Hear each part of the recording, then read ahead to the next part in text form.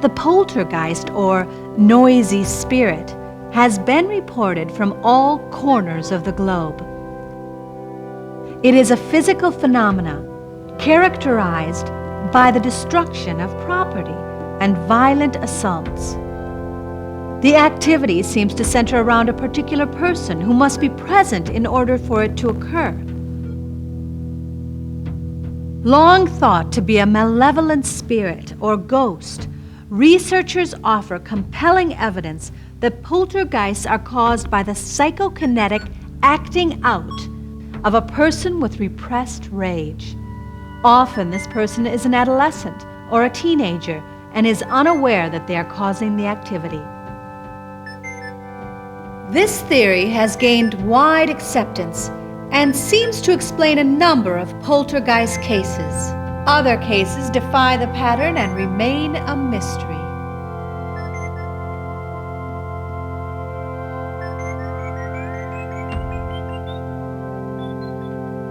Some apparitions are believed to be spirits of the dead that enter a mythic realm and become part of folklore.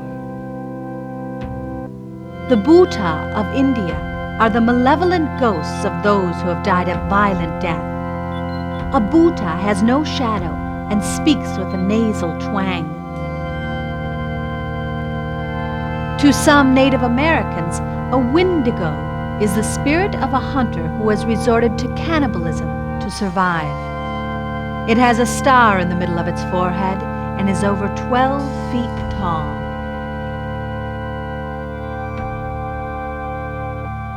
Folklore is also rich with spirits which have never been human, but exist as a separate classification of beings.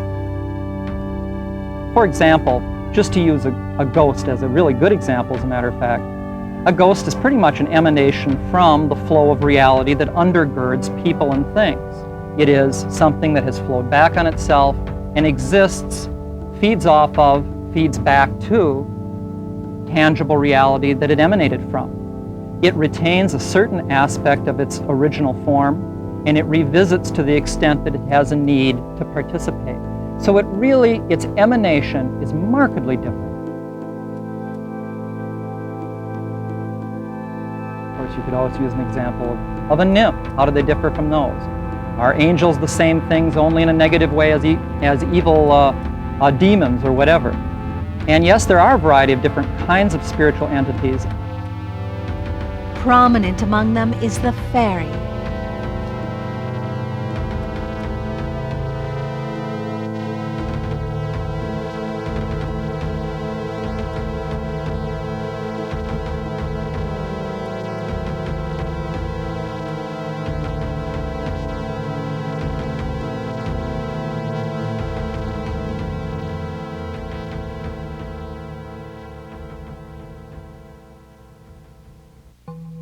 A type of supernatural being, neither ghost, god, nor demigod, which exists on earth and either helps or harms humankind. Fairy beliefs are universal and are strikingly similar. They are particularly strong in Celtic Europe, and especially so in Ireland. Fairy lore abounds in Asia. Native Americans have their own fairy lore. The Crow, for example, refer to the little people who live in the Pryor Mountains of south-central Montana. The little people possess powerful medicine for healing and are incredibly strong with canine teeth. Fairies are given various names and descriptions, but in almost all cases are diminutive, even tiny. They may be beautiful or ugly, may resemble humans, or have wings and carry wands and pipes. They usually are invisible save to those with clairvoyant sight.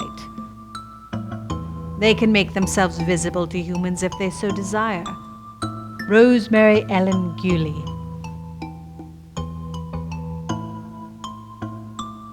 The goblin, Puck, Genie, Brownie, Boogie, Gremlin, and Kobold, to name a few, are all part of the widespread fairy tradition that has been passed down through the ages in folklore.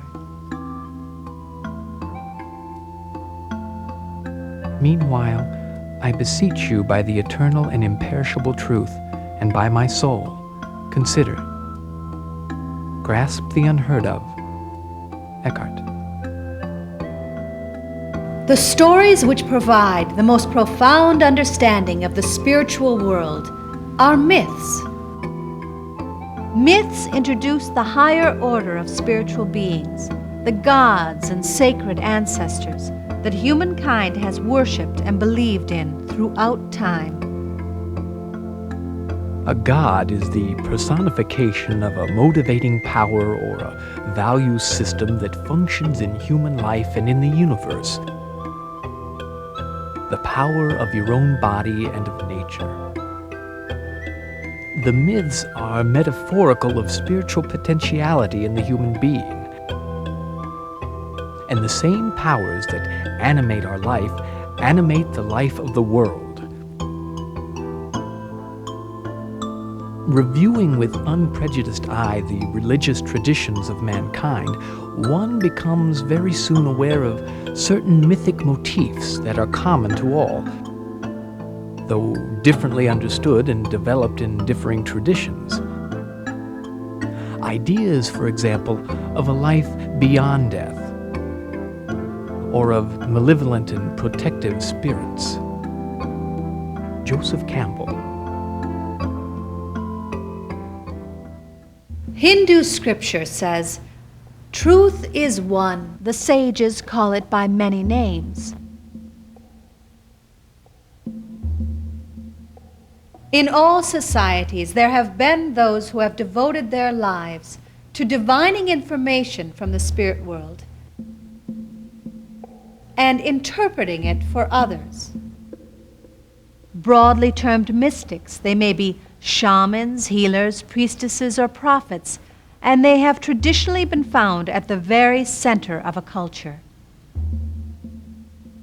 A traditional indigenous shaman serves many, many functions in a community. Typically, they're the priest, so they're the person that somebody may come to for religious concerns, questions about, I saw a spirit, or my dead father is talking to me, or what does my dead father want me to do, to somebody maybe questioning, is it in the stars for me to marry, XYZ. Shamans that I have met tend to be very dedicated to the community, so they often serve really almost like a chief sort of a function, whether or not there's another chief present, that they deal with administrative concerns, deal with money issues that people may be coming up against, inheritance issues, even so much as a woman may approach a shaman and ask a simple question about, where should I get my grain from? I find them also serving a lot of political sort of roles in terms of not only deciding in a problem solving sort of way, but actually making a lot of decisions or politicizing a lot of decisions so that their population base is served or that their power base is increased. People come to them for all kinds of medical concerns, whether those be spiritual in nature, or they think that they're spiritual, the cause of a problem is spiritual, or a soul piece, or a spirit piece, or a curse, or something like that, to I hurt my foot, I broke my leg, all those kinds of things. So the shaman that I've met, I'm thinking of one in particular, his name is Augustine down in Peru, is busy, is always busy from sun up to sundown. Asking questions, making decisions, politicizing, helping to heal people, preparing for ritual, conducting ritual. Mysticism can be defined as knowledge gained through personal experience. Experience that often involves seeing a god. The mystic searches for a way to regain the unity between man and God. The basic means the mystical traditions found for bridging this separation were aesthetic practices which produced a state of ecstasy. Ecstasy is a non-ordinary state of mind that includes trance states, sleeping dreams, visions, hallucinations, reveries, and deep meditation. Such ecstasy is understood by many people to be inner experience, but it is felt by the practitioner to be more real than the world. Mike Samuels, MD, and Nancy Samuels. Some shamans I find are self-selected, that they actually grow up saying, I want to be a shaman, I want to be a healer, I want to be a medicine person, I want to be a brujo or a bruja or curandero or whatever the terms may be in that particular culture. And they will assign themselves or be chosen by the lead shaman, and serve an actual apprenticeship. So some people are actually raised into the shaman path. 75 to 80% of the shamans that I've met, however, and have had some familiarity with, are not selected that way. They're other selected. They're selected by, I would say, the spirit world. They have a dream, they have a near-death experience, they have an out-of-body experience, they have what I call a white light experience. They're struck by lightning, or they're just kind of sitting around minding their own business, and out of nowhere a white bolt hits them and changes their energetic system, changes their sight, opens them up to being able to hear things that they couldn't hear before. And I have found that those shamans have the most difficult time getting accustomed to not necessarily the spiritual aspect of their job, but those kind of day-to-day things, where people start to revere them, want their opinions. They're not gods, they're not goddesses. As a person in their non-altered state, they may not know anything more than anybody else does, but people tend to look to them even when they're not performing ritual or not in an altered state, for guidance, for input, for just about anything. The most typical ones that I've seen, anywhere from Africa to the South American jungles to Central America to up in Siberia, almost always involve inducing some sort of trance state in themselves and often in their client as well. Most shamans work best when they're in a trance state. Some of them will use what's called medicine to induce a trance state in themselves or in their clients. Typically they're herbal or plant-based. Ayahuasca is one of the most well-known, peyote, derivatives of cocaine, and it helps them actually kind of lose the feeling of limitation you get when you're just so body-based or here and now-based. It helps them journey out of their body, bring back information or healing energy.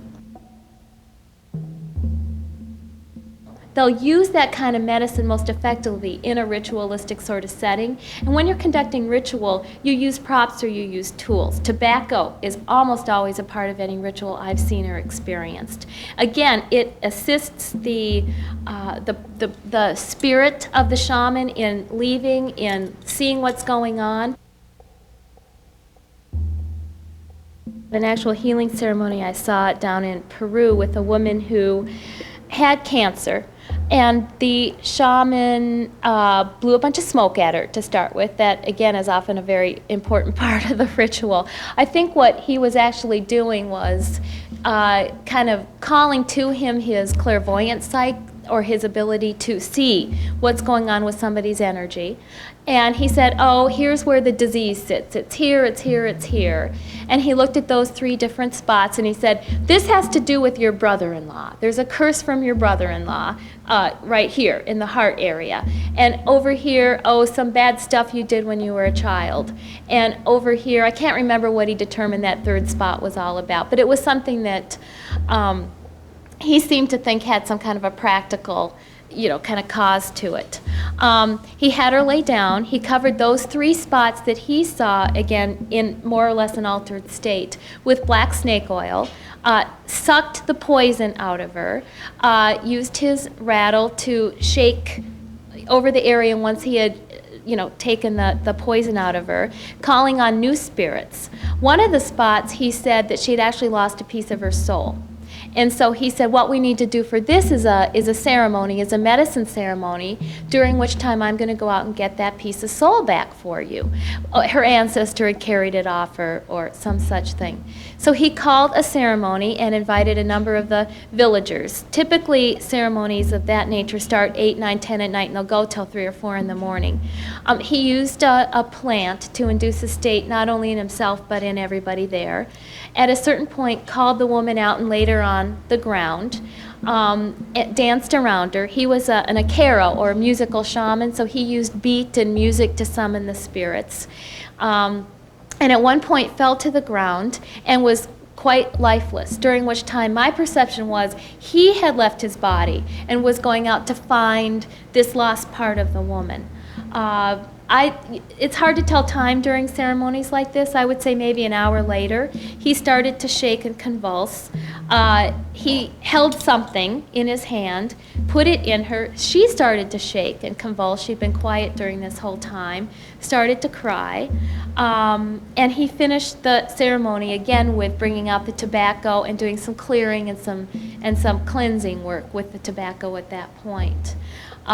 She seemed to feel better because he was also well versed in the uses of plants. He also had her come back 2-3 times a day and gave her various herbs or tinctures or that type of thing, had her watch her diet. So he gave her a real complete diagnosis, kind of crisis care treatment and follow-up treatment, which I think is what a good doctor would do anyway, with a little bit of psychology thrown in.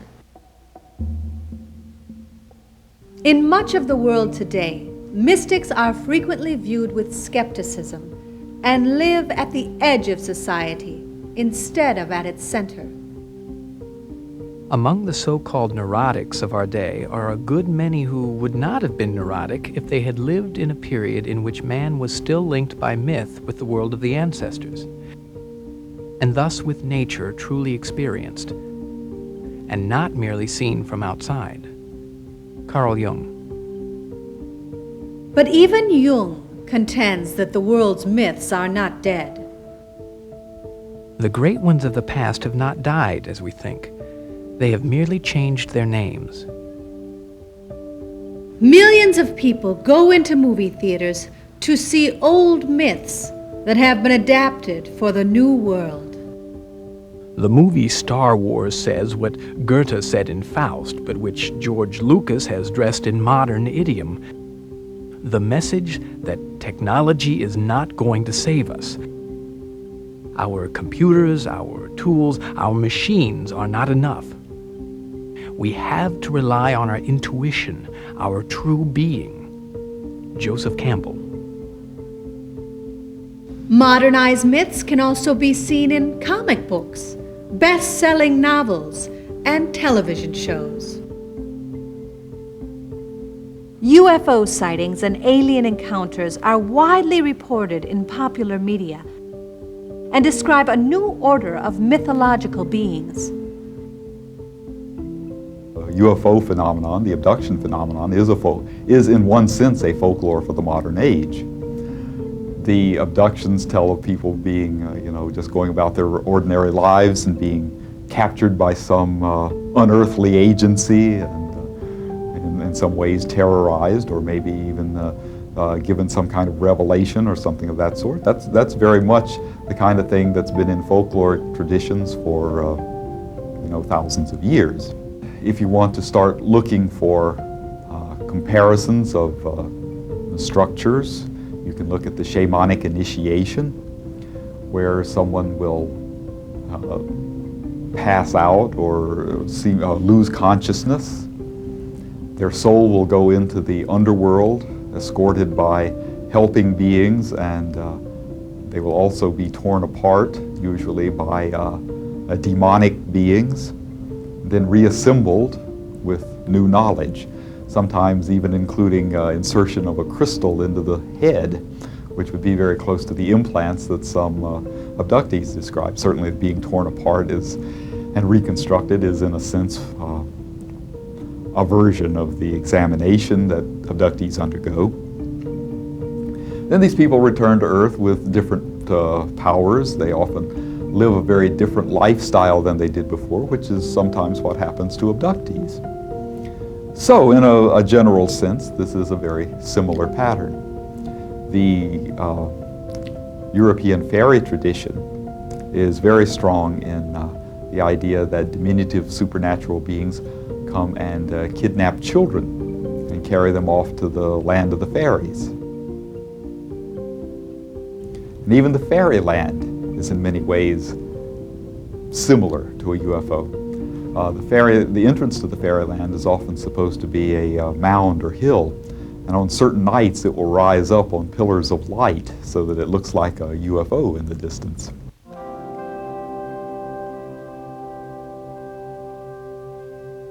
And once you go inside, the fairyland doesn't have a sun, but it has a uniformly lighted sky, which is the way that the examination room of the UFO is often described. So in that sense, you'll see that you could say that there's a lot of similarities. Diminutive supernatural beings are present in the mythologies of every culture on Earth. So small beings are nothing new.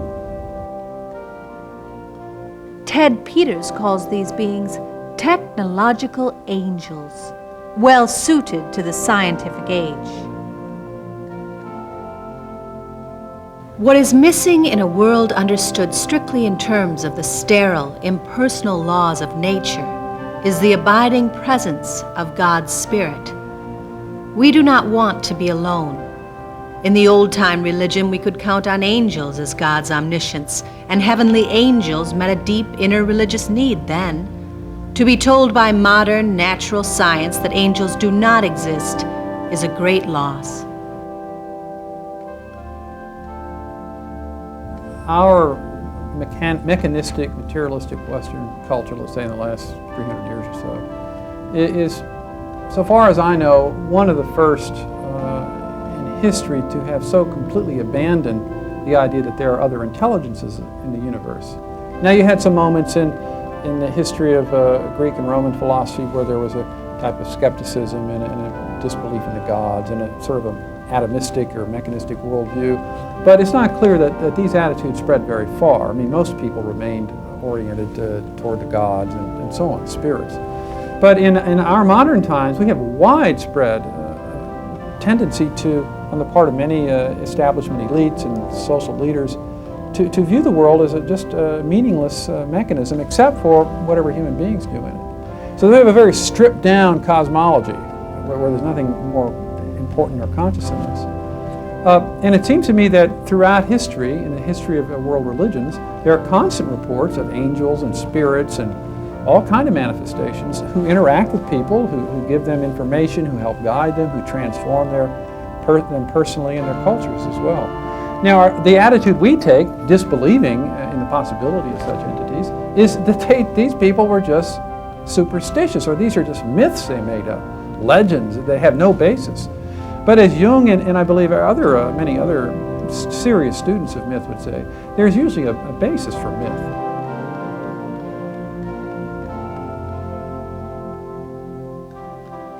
With UFOs, angels are back again, not as spirits, but as physical beings with electronic surveillance and telepathic insight.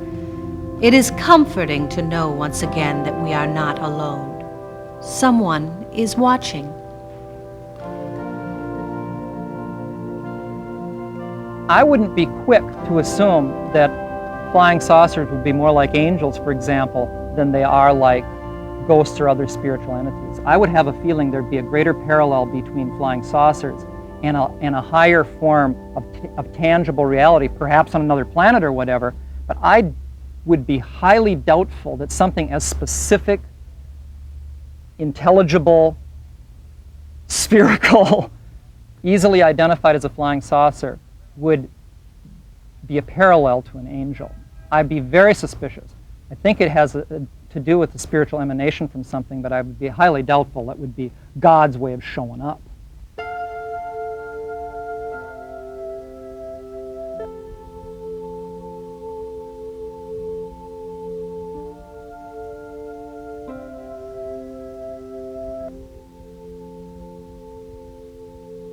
In many places there is a wave of hope in a reappearance of Christ, and a visionary rumor has even arisen which expresses expectations of redemption.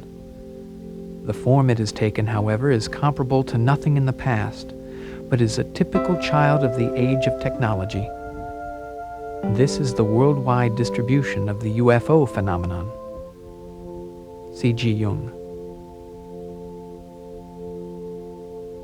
Carl Jung's book, UFOs, a Modern Myth of Things Seen in the Sky, is, in my opinion, still one of the very best things ever written on UFOs. He wrote it in the 1950s.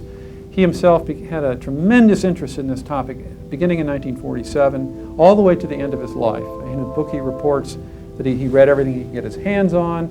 He wrote to various people in the States, got information from them, and he was convinced that UFOs represent a modern myth in this sense, that it's interesting that these entities have shown up just at a time of great social polarization, the whole Cold War and so on is going on, fear of nuclear annihilation, and that the circle of the saucer represents for him a type of mandala.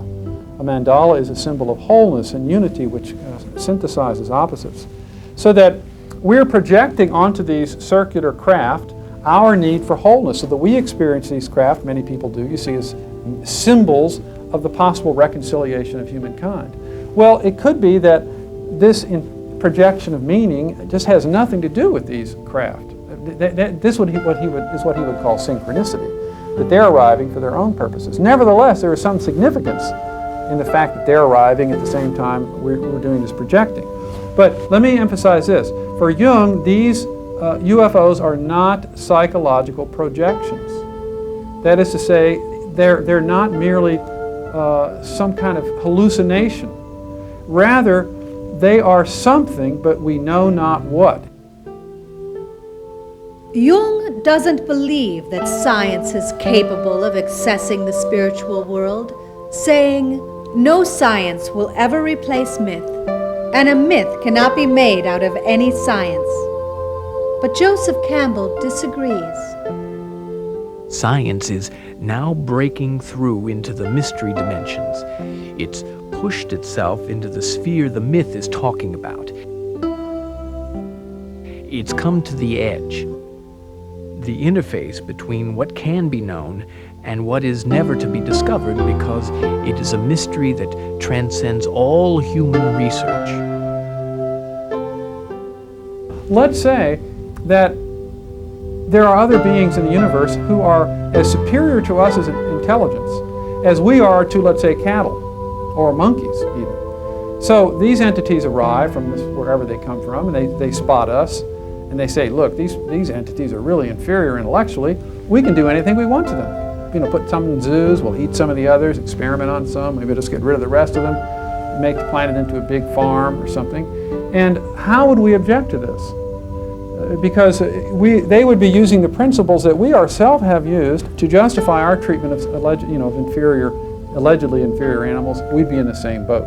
This, it seems to me, is something we really need to ponder, because as we learn more and more about the size of the universe, it's more and more likely that there are other living beings out there who are we could expect to be more intelligent.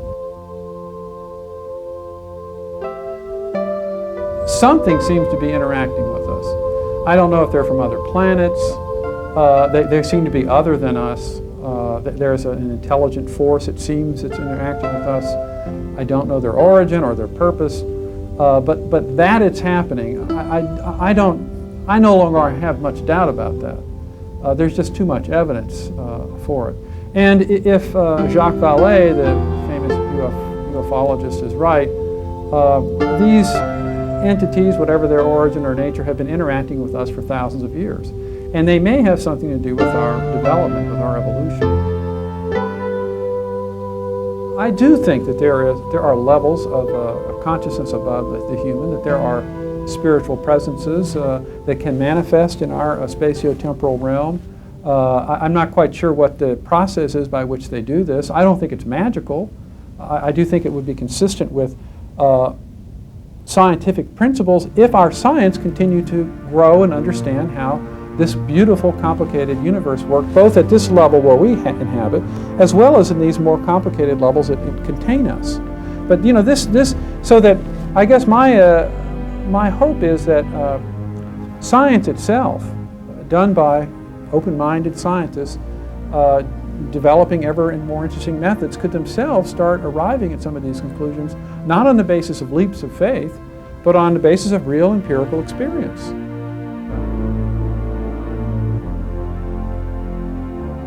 There are many examples in the history of science where anomalous phenomena show up or are already there, and they're not able to be taken account of by some theory. If these anomalies become more important, if through other investigations more anomalies start showing up, and the efforts to accommodate them by staying within the framework of the existing theory become too cumbersome, this is a breaking point. What's needed at this point is a new theory which will include everything the old theory managed to do. It doesn't just throw all the findings out necessarily, but it accommodates them plus the anomalies into a new theory which is really beyond the limits of the old theory. For the people who are wedded to the old theory, this new theoretical idea often seems like heresy.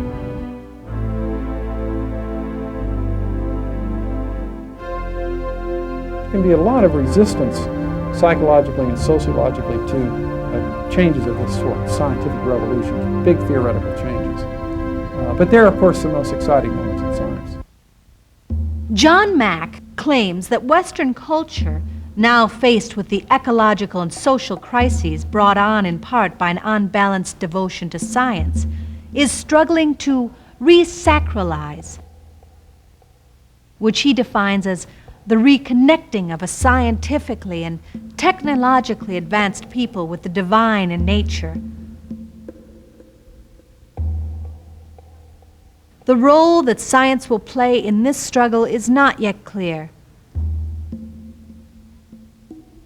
But the evolution of a meaningful spiritual realm in conjunction with, or at least not in conflict with, our scientific worldview is essential to our future. We cannot know the prospects for the species Homo sapiens.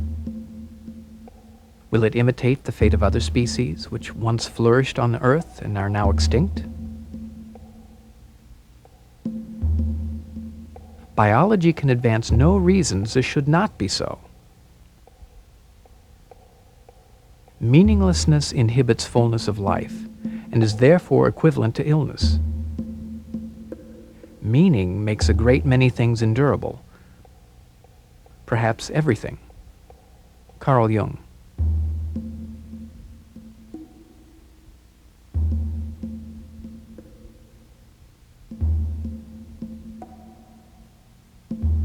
The central message of the shaman really is that each of us is a spiritual and a material being. We are of spirit, we connect into a spiritual world or a spiritual realm, we have a spirit, and we're physical.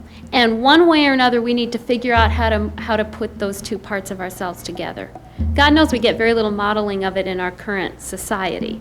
And so I think that the shamanic approach is really one of the few places we can look to see people actively doing that, trying it, incorporating techniques that enable the human being to know that they're human and they're spirit at the same time.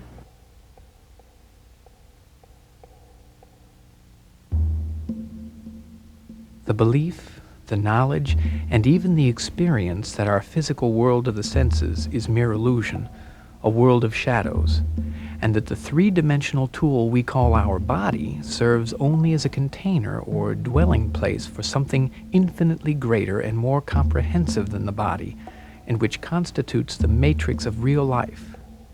This surely is the most powerful idea man has ever conceived. Holger Kullweit.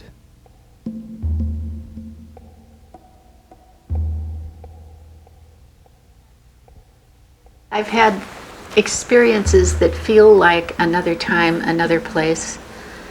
I like Jung's idea of the collective unconscious that we can dip into. I had a startling experience of that in an Indian medicine lodge. I was attending a ceremony, and as the place went into total darkness and the drums began and the chanting got louder and louder, and the spirits came in the form of little sparks of light, almost like fireflies, I knew I had been there before. It felt like ladling into a very deep well and coming up with an experience. Every being dwells on the very brink of the infinite ocean of the force of life. We all carry it within us, supreme strength, the plenitude of wisdom. It is never baffled and cannot be done away, yet it is hidden deep. It is down in the darkest, profoundest vault of the castle of our being, in the forgotten well house, the deep cistern. What if one should discover it again, and then draw from it unceasingly? Heinrich Zimmer. I think there's a spiritual dryness these days.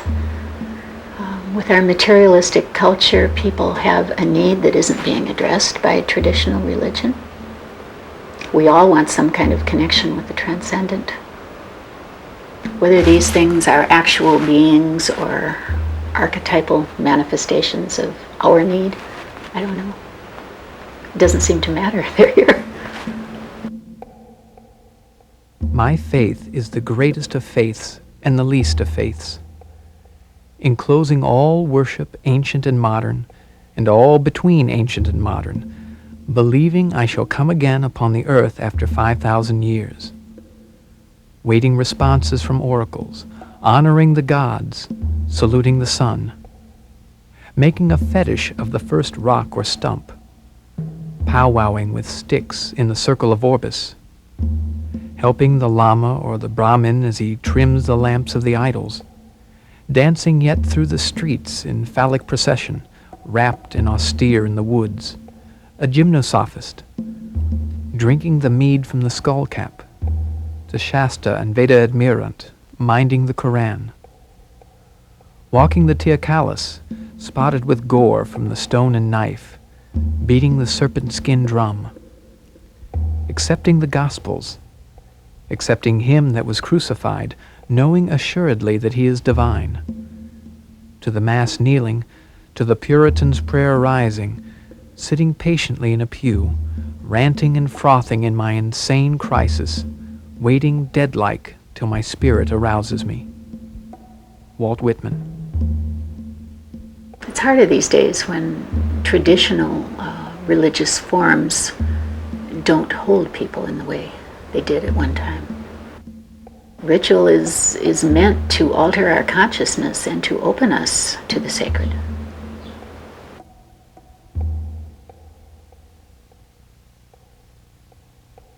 A mystic is a person who believes that it is possible to approach God by entering into the deepest parts of his own nature. Manly P. Hall.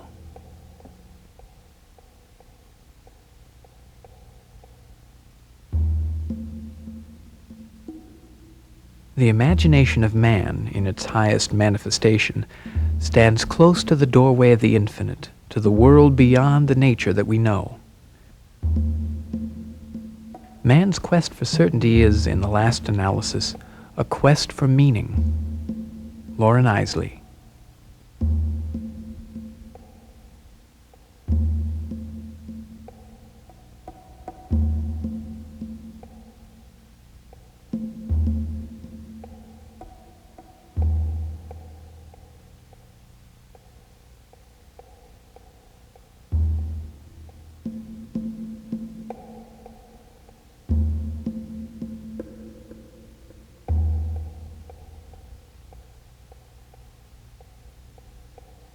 In India, it is simply a matter of course that the deepest center of man, Atman, is the deepest center of the universe, Brahman. Why not? Alan Watts.